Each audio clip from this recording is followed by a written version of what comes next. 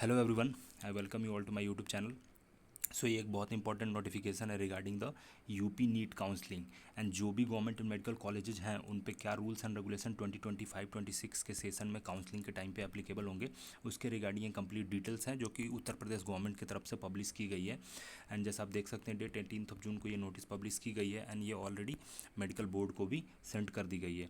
सो ये जितने rules and regulations यहाँ पे मेंशनड है वो 2025-26 की जो यूपी नीट की काउंसलिंग होगी for government medical college and private medical colleges for all the courses MBBS and BDS, तो वो रूल्स एंड रेगुलेशन यहाँ पे एप्लीकेबल होगी, उसका कंप्लीट डिटेल यहाँ पे दिया हुआ है।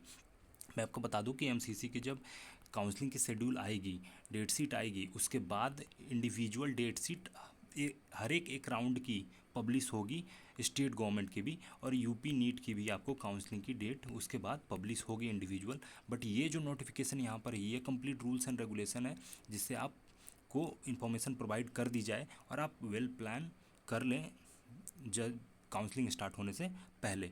सो इस कंप्लीट नोटिफिकेशन को मैं आपको डिटेल में समझा दूंगा, ये ऑल दो हिंदी में है बट जो भी इंपॉर्टेंट पॉइंट्स हैं जो आपको ध्यान रखने चाहिए एंड आपको पता होना चाहिए before participating in UP NEET UG counselling, तो वो मैं यहाँ पर आपको प्रोवाइड कर दूंगा। ओके, अगर आप चैनल पर नए हैं तो प्लीज़ सब्सक्राइब एंड अपने अपने फ्रेंड्स के साथ आप शेयर कर देना एंड टेलीग्राम चैनल को जरूर ज्वाइन कर लेना। पेड काउंसलिंग अगर आप ज्वाइन करना चाहते हैं तो आपको डिस्क्रिप्शन में लिंक मिल जाएगा इस वीडियो के, आप वहाँ से मुझे कांटेक्ट कर सकते हैं। ओके, सो ये नोटिफिकेशन कल 18 जून को अपलोड हुई है एंड 2025-26 के सेशन के लिए एप्लीकेबल है। ओके, 85% सीट्स जो हैं स्टेट कोटा की वो स्टेट काउंसलिंग के थ्रू होंगी for the government seats for all the courses MBBS and BDS. Okay, यहाँ पर हम देखते हैं online registration, state merit and this publication of list. Okay, तो उसके रिगार्डिंग किस किस अथॉरिटी को ये पावर दी गई है, कौन कौन से कॉलेजेस जो हैं एंड मेंबर्स जो हैं ये बोर्ड में होंगे, उसके रिगार्डिंग यहाँ पर डिटेल है कि जो काउंसलिंग बॉडी है उसकी स्ट्रक्चर कैसी होगी, ये यहाँ पर आपको लिखा हुआ है। ओके, नेक्स्ट हम देखते हैं जो सबसे इंपॉर्टेंट पार्ट स्टूडेंट के लिए होने वाला है एलिजिबिलिटी। एलिजिबिलिटी क्या होगी?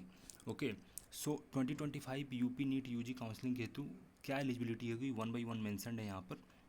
ओके, फर्स्ट ऑफ ऑल आप वैलिड नीट स्कोर कार्ड आपके होने होने चाहिए और आपने नीट यूजी 2025 का एग्ज़ाम दिया हुआ है। मैं वहाँ पर एक चीज़ और बताते चलूँ कि बहुत सारे स्टूडेंट पूछते हैं 2024 की नीट स्कोर वैलिड होगी क्या? नहीं, आपको आपके पास जो स्कोर कार्ड होनी चाहिए वो नीट यूजी 2025 की वैलिड स्कोर कार्ड होनी चाहिए, तभी आप एलिजिबल हैं to participate in counselling. Okay, next जो भी रिजर्व कैटेगरी में पार्टिसिपेट करेंगे वो यूपी के स्टूडेंट्स होंगे जो रिजर्व कैटेगरी में पार्टिसिपेट करेंगे, डोमिसाइल स्टूडेंट। ओके, सभी जो अदर स्टेट के स्टूडेंट हैं पार्टिकुलरली वो एलिजिबल होंगे यूपी में प्राइवेट मेडिकल कॉलेज में एडमिशन लेने के लिए। ओके, एंड वो रिजर्व कैटेगरी में नहीं पार्टिसिपेट कर सकते, अनरिजर्व कैटेगरी के अकॉर्डिंग उनकी एडमिशन होगी। सो अदर स्टेट के स्टूडेंट एलिजिबल हैं but they will be considered as general category student. ये बहुत ध्यान रखने की बात है। बहुत सारे स्टूडेंट कमेंट्स में एक वीडियो के पूछते हैं कि मेरे पास तो ओबीसी एनसीएल है तो उस स्कोर पे क्या कॉलेजेस मिल जाएंगे private medical college, but I must say कि आपको प्राइवेट मेडिकल कॉलेज में जब आप एडमिशन लेते हैं तो आप जनरल ही रैंक कंसीडर होती है। ओके, नाउ नेक्स्ट देखते हैं for government medical colleges. Government medical colleges में यहाँ पर दो, मैंने यहाँ पे स्टार मार्क भी कर रखा है, तो 2.4 एंड 0.5 बहुत इंपॉर्टेंट है। अगर आपने 10th प्लस 12th दोनों उत्तर प्रदेश से किया हुआ है, आप 10th एंड 12th दोनों उत्तर प्रदेश से पास आउट हैं, तो आपको निवास प्रमाण पत्र जो होती है ना, रेसिडेंशियल सर्टिफिकेट, रेसिडेंस सर्टिफिकेट, वो बनवाने की ज़रूरत नहीं है अगर आपने 10-12 दोनों यूपी से पास आउट करा है तो। ओके, बट आपने अगर देखा जाए 5th नंबर पॉइंट, अगर आपने इन दोनों 10th एंड 12th में से कोई भी एक या दोनों किसी और स्टेट से पास करा है बट आप उत्तर प्रदेश के निवासी हैं, आप डोमिसाइल स्टूडेंट है उत्तर प्रदेश के, बट आपने 10th या 12th में से कोई एक या दोनों दूसरे स्टेट से पास करा है, तो आपको डोमिसाइल सर्टिफिकेट, रेसिडेंस सर्टिफिकेट बनवाने की ज़रूरत है एंड ये आपको वेरिफिकेशन के टाइम पे भी शो करना होगा। सो ये दो पॉइंट बहुत इंपॉर्टेंट है और समझने की ज़रूरत है कि आप अपने निवास प्रमाण पत्र रेसिडेंस सर्टिफिकेट बनवा करके ऑलरेडी रख लें। ओके, ये मैं अगेन क्लैरिफाई कर रहा हूँ, जो स्टूडेंट उत्तर प्रदेश के हैं बट उन्होंने 10th और 12th में से कोई एक या दोनों दूसरे स्टेट से पास आउट करा है तो उनको निवास प्रमाण पत्र बनवाने की ज़रूरत है। Okay, I hope this is clear. Okay, next देखते हैं। Okay, private medical college, dental college एवं माइनॉरिटी कॉलेज में अगर आप एडमिशन लेना चाहते हैं तो उसमें हाई स्कूल इंटरमीडिएट, आप अगर प्राइवेट मेडिकल कॉलेज में एडमिशन लेना चाहते हैं तो सेम थिंग, आपने अगर 10th एंड 12th बाहर से भी करा है दूसरे स्टेट से, फिर भी आप एलिजिबल हैं टू टेक एडमिशन। ये आपको 6 नंबर पॉइंट है। ओके, नाउ यहाँ पर जो 7th नंबर पॉइंट है ये बहुत इंपॉर्टेंट है। अगर 2024 में आपने stray vacancy round and special stray vacancy round में आपने पार्टिसिपेट किया था, आपको कॉलेज अलॉट हुई थी बट आपने कॉलेज एक्सेप्ट नहीं किया तो आप बैन कर दिए गए होंगे। ये आपको पता होगा, ये बहुत पहले से रूल है। सो आप पार्टिसिपेट नहीं कर सकते इस बार फॉर 2025 एडमिशन। ओके, सो ये इंपॉर्टेंट पॉइंट है, आपको ध्यान होना चाहिए। And this is going to be, आगे मैं बताऊंगा but this is going to applicable as well. ये पॉइंट बहुत इंपॉर्टेंट है आपको ध्यान रखने के लिए कि अगर आप स्ट्रे वैकेंसी राउंड में या स्पेशल स्ट्रे वैकेंसी राउंड अगर होती है तो उसमें अगर पार्टिसिपेट आप करते हैं तो आप कॉलेज में एडमिशन ले लें, ये कंपलसरी है। अगर आप नहीं लेते एडमिशन तो आपको 2026 में डिबार कर दिया जाएगा, ये आपको पता होना चाहिए। ओके, सारी जो एजुकेशनल क्वालिफिकेशन एंड डिटेल्स जो NTA के ब्राउचर में दी गई हैं वो एज इट इज़ एप्लीकेबल होंगी यहाँ भी। ओके, नेक्स्ट देखते हैं थर्ड पॉइंट जो आपका यहाँ पर है, दैट इज़ अबाउट रजिस्ट्रेशन। तो रजिस्ट्रेशन जैसा मैं बता दूँ कि जिस भी स्टेट के अगर नीट UG काउंसलिंग में अगर आप पार्टिसिपेट करते हैं 2025, ओके, तो आपको वहाँ की नीट UG की जो काउंसलिंग वेबसाइट होती है, बॉडी होती है, वहाँ पर रजिस्ट्रेशन स्टार्ट होता है। आपको पहले रजिस्ट्रेशन करनी होती है। ओके, उसके बाद आप पेमेंट करोगे, पेमेंट करने के बाद आप अपनी फॉर्म डाउनलोड कर सकते हो। उसके बाद चॉइस फिलिंग जब ओपन होगी तो आप चॉइस फिलिंग कर सकते हो। एंड चॉइस फिलिंग के बाद आपको जो कॉलेज अलॉट होगी, अलॉट होने के बाद आप पार्टिकुलर सेंटर पे जो कि आपके अलॉटमेंट लेटर में लिखा होगा वहाँ पे वेरिफिकेशन के लिए आप जा सकते हो एंड देन एडमिशन फ़ी पे कर सकते हो। उसके बाद आप कॉलेज में एडमिशन फाइनल कर सकते हो। ओके, ये कंप्लीट प्रोसेस है, यहाँ पर मैंने थोड़े में आपको बता दिया। सो ये यहाँ पर सेम रजिस्ट्रेशन के बारे में हम बात कर रहे हैं। सो यूपी नीट की काउंसलिंग के लिए जो ऑफिशियल वेबसाइट होगी, ये यहाँ पर ऑफिशियल वेबसाइट है। ओके, यहाँ पर ही आपको रजिस्ट्रेशन करना है, रजिस्ट्रेशन फ़ी पे करना है। ओके, किसी भी राउंड के लिए टिल स्ट्रे वैकेंसी राउंड के लिए आपकी जो काउंसलिंग फ़ी होगी 2000 रुपये होगी। This is the counselling fee, registration फ़ी उस वेबसाइट पे, और ये नॉन रिफंडेबल होती है। एक बार आपने रजिस्टर किया तो ये फ़ी रिफ़ंड नहीं होगी। ओके, यहाँ तक अगर आपको कॉलेज अलॉट नहीं होती है, ओके, एंड आपको इस स्ट्रे वैकेंसी राउंड में भी पार्टिसिपेट करना है, अगर आपने 3rd राउंड तक पार्टिसिपेट किया, कॉलेज नहीं अलॉट हुई, तो स्ट्रे राउंड वैकेंसी में अगर आप पार्टिसिपेट करते हैं तो अगेन आपको 2000 रुपीज़ की रजिस्ट्रेशन, फ्रेश रजिस्ट्रेशन करनी पड़ेगी। Okay, so keep this in mind. Okay, next देखते हैं, वहीं जो 2000 रुपीज़ जो है रजिस्ट्रेशन फ़ी वो नॉन रिफंडेबल होती है। नेक्स्ट हम आते हैं सबसे इंपॉर्टेंट पॉइंट और स्टूडेंट को सबसे ज़्यादा कन्फ्यूजन रहता है, and that is about this security deposit money. Okay, security deposit क्या है एंड किस कॉलेजेस के लिए कितने एप्लीकेबल हैं। ओके, तो 2025 के लिए सिक्योरिटी डिपॉजिट जो है वो फॉलोइंग डिटेल्स यहाँ पर दी हुई है। अगर government medical college and dental college को, again I am repeating, government medical college और डेंटल कॉलेज में अगर आप पार्टिसिपेट करते हैं काउंसलिंग के लिए तो आपको 30,000 रुपीज़ का सिक्योरिटी डिपॉजिट पे करना होता है at the time of registration only. Okay, अगर आप प्राइवेट मेडिकल कॉलेज में MBBS कोर्स के लिए पार्टिसिपेट करना चाहते हैं तो आपको 2 लाख रुपीज़ की फ़ी पे करनी होगी सिक्योरिटी डिपॉजिट। एंड अगर आप प्राइवेट मेडिकल कॉलेज में डेंटल कोर्स के लिए अगर पार्टिसिपेट करना चाहते हैं तो आपको 1 लाख रुपीज़ की सिक्योरिटी डिपॉजिट पे करनी होगी। ओके, अब ऐसे स्टूडेंट हैं जिनको ऐसा लगता होगा कि मुझे गवर्नमेंट कॉलेज के लिए भी पार्टिसिपेट करना है एंड प्राइवेट के लिए भी करना है पार्टिसिपेट, तो इस केस में ये दोनों कॉलेजेस के लिए पार्टिसिपेट कर सकते हैं फॉर MBBS कोर्स। तो उस केस में उनको 2 लाख रुपीज़ की सिक्योरिटी डिपॉजिट ही देनी पड़ती है, कोई एक्स्ट्रा नहीं देना पड़ता। ओके, एंड अगर private dental college and government dental college के लिए पार्टिसिपेट करना चाहते हैं दोनों के लिए, तो उस केस में आप वहाँ पे ऑप्शन जब चूज करोगे कि आप दोनों टाइप के कॉलेजेस के लिए पार्टिसिपेट करना चाहते हो तो आपको ऑटोमेटिकली 1 लाख रुपीज़ का सिक्योरिटी डिपॉजिट फ़ी पे करने के लिए ऑप्शन आएगा। ओके, सो ये हो गए सिक्योरिटी डिपॉजिट के रिगार्डिंग।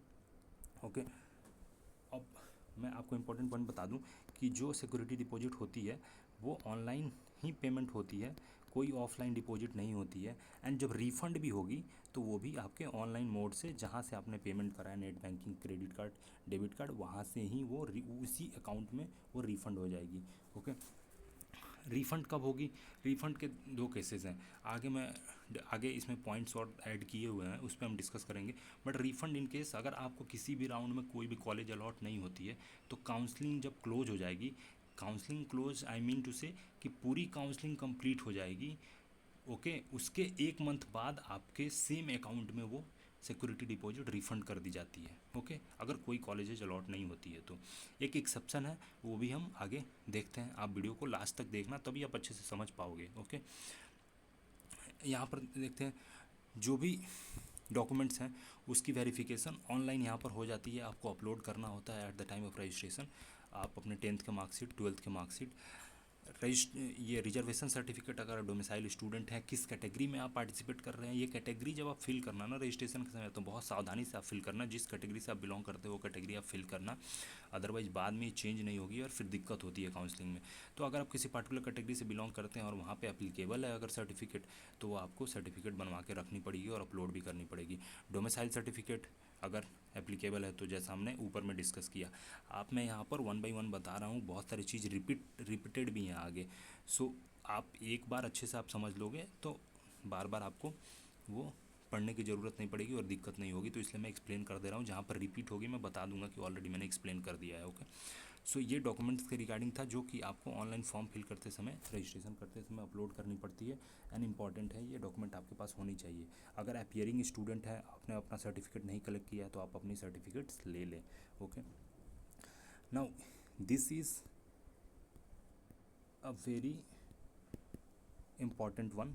ओके, यहाँ पर क्लैरिफिकेशन की ज़रूरत स्टूडेंट को होती है, थोड़ी सी कन्फ्यूजन रहती है। अगर फ्रेशर स्टूडेंट जो फर्स्ट टाइम काउंसलिंग कर रहे हैं तो उनको कन्फ्यूजन ऐसा होगी कि ये प्रोसेस क्यों है, बट मैं इसको आपको समझाता हूँ।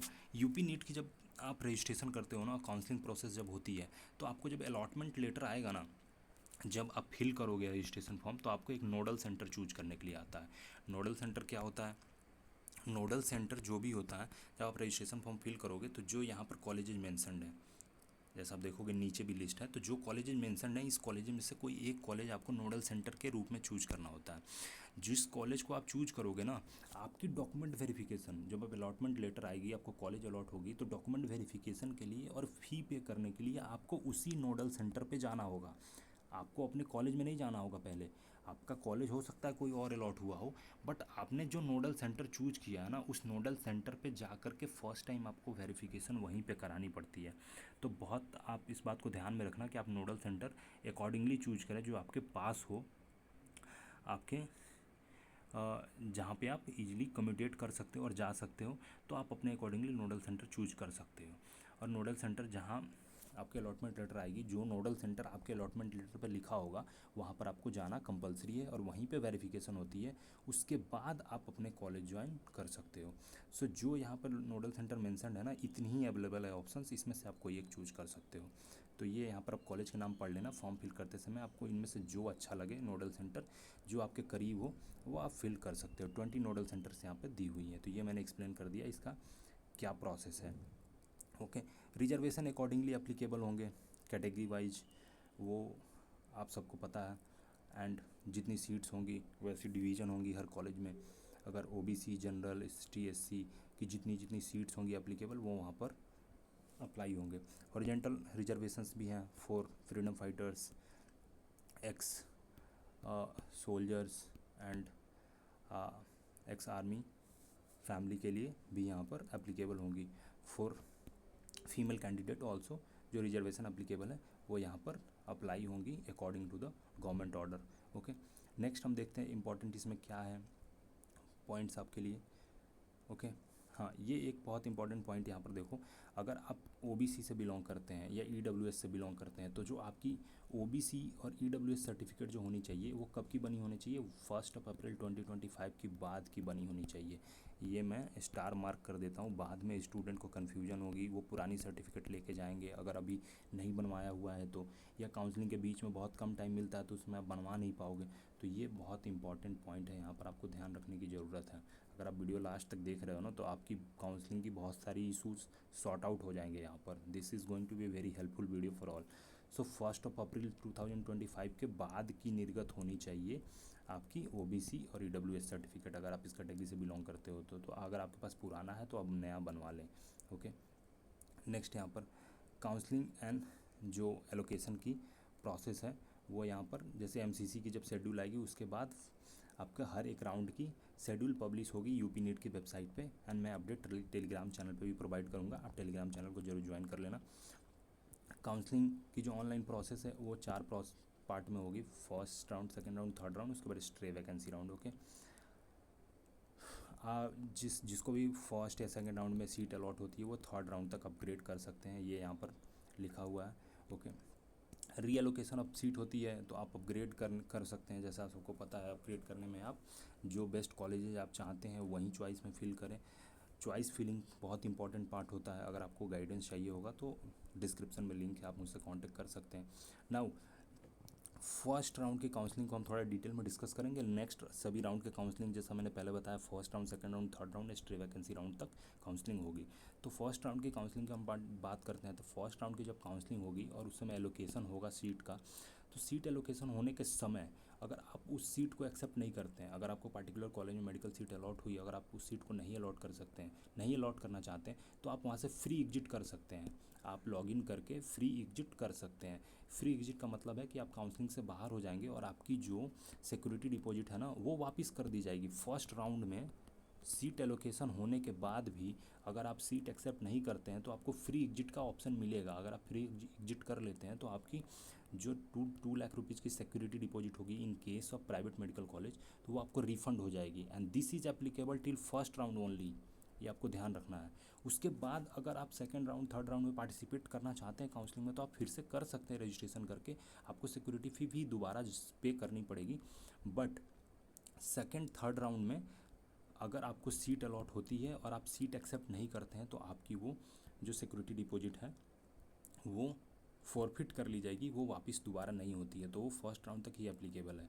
ओके, सब्सिक्वेंटली थर्ड राउंड में भी आप रजिस्ट्रेशन कर सकते हैं एंड पार्टिसिपेट कर सकते हैं काउंसलिंग में। ओके, आगे वो सारी वही प्रोसेस दी हुई है वहाँ पर। ओके, कन्वर्जन एल्गोरिदम दिया हुआ है, कौन सी सीट्स किस कैटेगरी में किस में कन्वर्ट होती है, ये यहाँ पर है।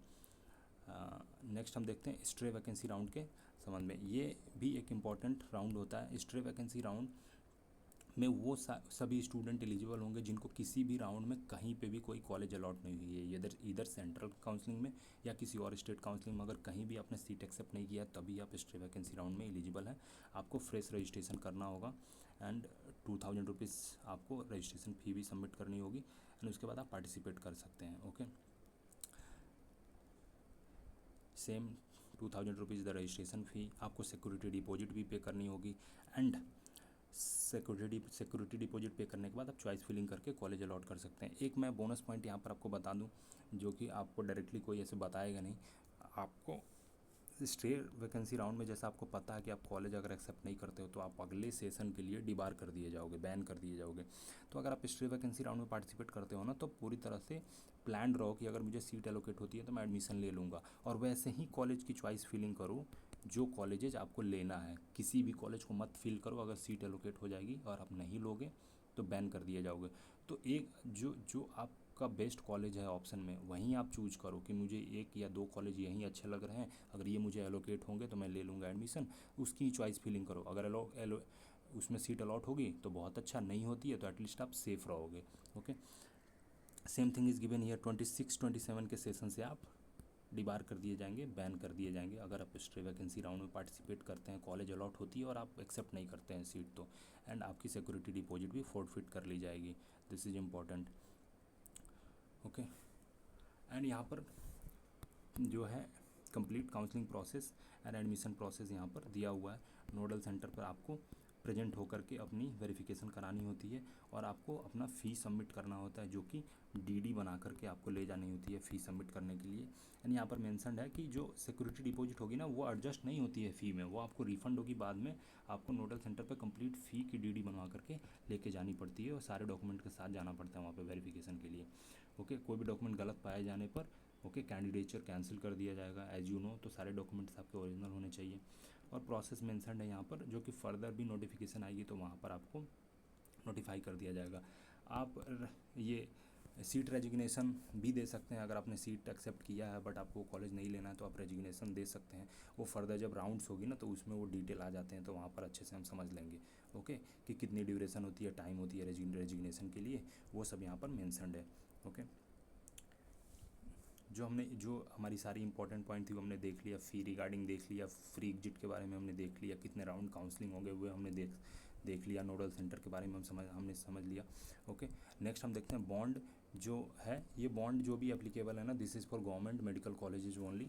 तो जो स्टूडेंट गवर्नमेंट मेडिकल कॉलेज में एडमिशन ले रहे हैं वहाँ पर जो भी रूल के अकॉर्डिंग बॉन्ड होगी वो बॉन्ड आपको साइन करनी पड़ेगी और आपको सर्व करना पड़ेगा जब आप पास आउट होते हैं। तो वो तो एप्लीकेबल है for government medical colleges. Okay, this is again stray vacancy round में अगर आप सीट छोड़ते हैं ओके, आपने एडमिशन सीट लिया और एडमिशन प्रोसेस करने से पहले भी अगर आप सीट छोड़ते हैं तो आप डिबार कर दिए जाएंगे। This is about that. And ये काउंसलिंग बोर्ड जो है उसके मेंबर्स कौन कौन से हैं वहाँ पर ये दिया हुआ है, गवर्नमेंट बॉडी और जो मेडिकल काउंसलिंग बोर्ड होगी उसके मेंबर्स के बारे में दिया हुआ है। अगेन ये रिपीट है, 2 lakh rupees is the fee for private medical college, 1 lakh for private dental college. यहाँ पर ये सब कुछ मेंशन्ड है। ओके, सो ये कंप्लीट एक इंफॉर्मेशन और डिटेल थी अबाउट 2025 यूपी नीट काउंसलिंग की रूल्स एंड रेगुलेशन से रिलेटेड। यहाँ पर ये कंप्लीट डिटेल नोटिफिकेशन है जो कि गवर्नमेंट ऑफ उत्तर प्रदेश की तरफ से अपलोड हुई है। आई होप ये हेल्पफुल होगी और आप अकॉर्डिंगली प्लान करें अपने काउंसलिंग। हमने fee details and rules and regulation overall हमने देख लिया। ओके, शेड्यूल तब आएगी जब एमसीसी की शेड्यूल अपलोड होगी, उसके बाद स्टेट की शेड्यूल 1 बाय 1 करके आएगी एंड उसके अकॉर्डिंग काउंसलिंग स्टार्ट होगी वहाँ पर। ओके, आई होप ये वीडियो हेल्पफुल रहा होगा आपके लिए। मैं इंपॉर्टेंट वीडियोस बनाते रह रहा हूँ, टाइमली अपडेट भी प्रोवाइड कर रहा हूँ। आप चैनल को जरूर सब्सक्राइब कर लेना, अपने फ्रेंड्स के साथ ये वीडियो शेयर कर लेना एंड टेलीग्राम चैनल को प्लीज़ ज्वाइन कर लेना। Do consider subscribing. Thank you so much for watching. I hope this is helpful.